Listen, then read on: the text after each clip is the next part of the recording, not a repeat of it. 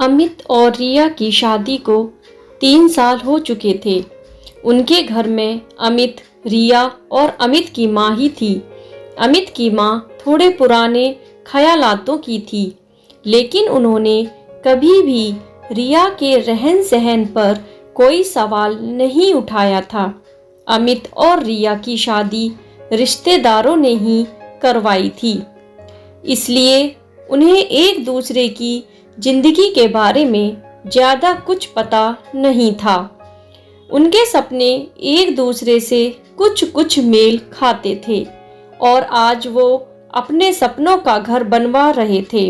घर पर काम करने वाले सारे आदमी बहुत खुशी खुशी घर बनाने का काम कर रहे थे।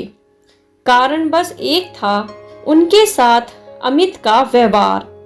अमित उनके साथ बिल्कुल घर के सदस्य जैसा व्यवहार करता था। उनके साथ चाय पीने बैठ जाता, कभी उनके लिए पानी ले जाता और कभी गुजरे हुए जमाने की बातें करने लगता। रिया को अमित की ये आदत बिल्कुल भी पसंद ना थी। उसे वो लोग अपने स्टैंडर्ड से नीचे के लगते। उसने अमित को कई दफा रोकने की कोशिश भी की, लेकिन वो तो ऐसा ही था। वो अपनी आदत नहीं बदल सकता था। काम चल रहा था कि अचानक एक दिन एक मजदूर के सिर पर एक ईंट गिर गई। जैसे ही अमित को इस बारे में पता चला, वो अपने कमरे से भागता हुआ आया। उस मजदूर के सिर से बहुत खून बह रहा था। अमित को उस समय कुछ ना सूझा तो उसने अपनी कार निकाली और उस लहूलुहान हुए मजदूर को कार की पिछली सीट पर लिटा दिया। इतनी देर में रिया भी वहां आ गई और अमित के साथ कार की अगली सीट पर बैठ गई और कार घर से बाहर निकल गई। तुम पागल हो गए हो क्या? हमारी नई गाड़ी पर इसे लेकर जा रहे हो? रिया ने खून से गंदी होती बैक सीट को देखते हुए अमित से कहा। रिया के चेहरे पर चिंता साफ झलक रही थी, लेकिन अमित ने उसकी चिंता की परवाह ना करते हुए गुस्से में बोला, हाँ, पागल हो गया हूं मैं। क्या जानती क्या हो तुम मेरे बारे में? तुम्हें पता भी है? इतना कहकर अमित एकदम चुप हो गया। रिया कुछ सुनना चाहती थी जो अमित ने कहा ही नहीं था। कुछ देर कार में सन्नाटा था। बस सड़कों पर चल रही गाड़ियों के हॉर्न और हवा की सरसराहट की आवाज ही आ रही थी। क्या नहीं जानती मैं तुम्हारे बारे में? आखिर क्या है ऐसा जो तुम्हारे दिल में है? मैं जानना चाहती हूँ। एक बार फिर से वही सन्नाटा था। तभी अमित ने धीमी सी आवाज में बोलना शुरू किया। बचपन में मैं बहुत ही नटखट और शैतान हुआ करता था। इतना शैतान कि पढ़ाई में बिल्कुल भी ध्यान नहीं देता था। मेरे पिताजी मुझसे बहुत तंग थे। उन्होंने मुझे बहुत बार समझाने की कोशिश की कि मैं पढ़ाई की तरफ ध्यान दूं, लेकिन मैं उनकी एक ना सुनता था। और एक दिन उन्होंने तंग आकर मेरा नाम स्कूल से कटवा दिया। उस दिन मैं बहुत खुश था, पर यह खुशी ज्यादा दिन ना टिकी। अगली ही सुबह मेरे पिताजी ने मुझे अपने साथ काम पर चलने के लिए कहा। यह सुनकर तो मेरे पैरों तले जमीन निकल गई। काम के नाम से मैं डर गया, मगर अब कोई चारा नहीं था। मुझे उनके साथ काम पर जाना पड़ा। अमित पुरानी यादों में खो चुका था। उसकी बात आगे बढ़ती रही। उसने बताना जारी रखा कि वो अपने पिताजी के साथ जिस काम पर गया था वो काम मजदूरी था।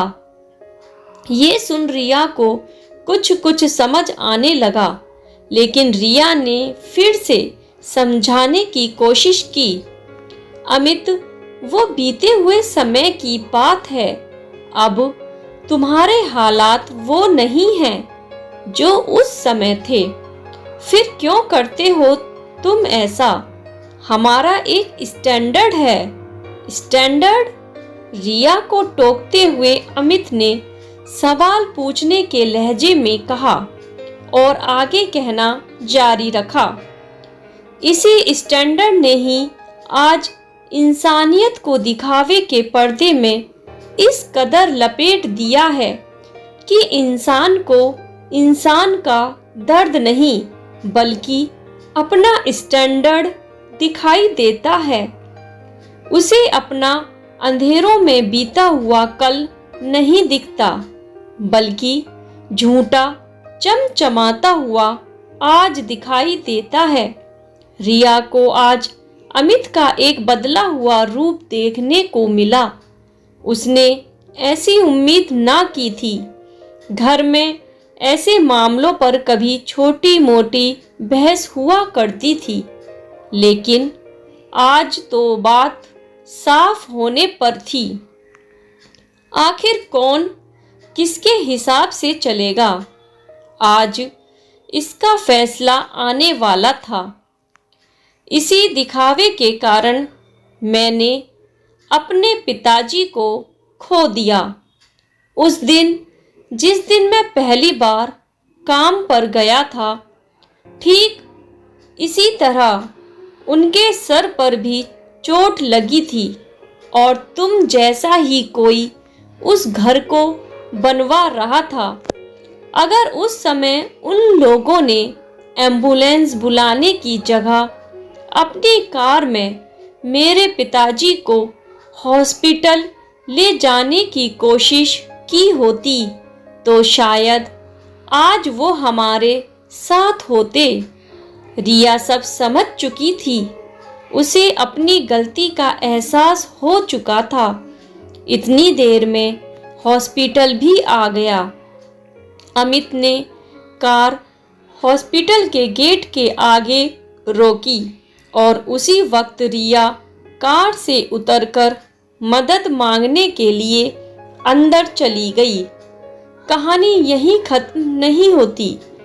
अमित के पिता के मरने के बाद उसके काम के पहले दिन ने ही उसका भविष्य तय कर दिया था, मगर उसे अपना ये भविष्य मंजूर ना था। उसने घर की जिम्मेवारी संभालने के लिए उसने काम तो किया, लेकिन अपनी पढ़ाई भी जारी रखी और खुद को एक अच्छे मुकाम पर ले गया। इसलिए वो इंसानियत का मतलब जानता था और इंसानों की कदर करता था, ना कि पैसों की। दोस्तों, आशा करती हूँ कि आपको यह कहानी इंसानियत अच्छी लगी होगी। तो प्लीज़ प्लीज़ कहानी को लाइक और अगर आप चैनल पर नए हैं तो चैनल को सब्सक्राइब ज़रूर ज़रूर ज़रूर करें। धन्यवाद।